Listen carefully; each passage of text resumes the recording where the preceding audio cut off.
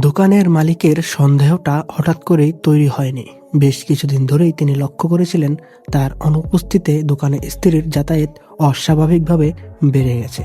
কখনো কোনো প্রয়োজন ছাড়াই, কখনো আবার ছোটখাটো অজুহাতে গোডাউনে ঢোকা। প্রশ্ন করলে পরিষ্কার উত্তর মিলত না। একই সঙ্গে দোকানের এক কর্মচারীর আচরণও চোখে পড়েছিল।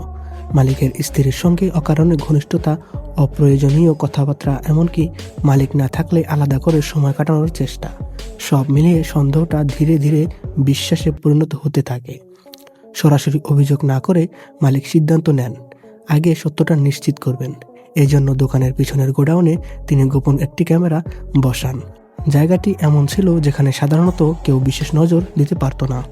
পরিকল্পনা অনুযায়ী একদিন মালিক ইচ্ছা করেই দোকানে যান না। বাইরে থেকে সবকিছু স্বাভাবিক চলছিল।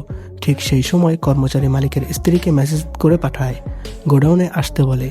দোকানের কাজের অজুহাতে মালিকের স্ত্রী সেখানে যান। ক্যামেরার ফুটেজে ধরা পড়ে দুজনের মধ্যে সম্পর্কটা নতুন নয়।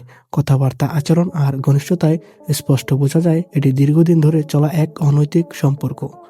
মালিক পরে ফুটেজ দেখে মানসিকভাবে ভেঙে পড়েন। যে কর্মচারীকে তিনি বিশ্বাস করেছিলেন আর যে স্ত্রীকে জীবনের সঙ্গী ভেবেছিলেন, দুজনেই তার সঙ্গে বিশ্বাসঘাতকতা করেছে।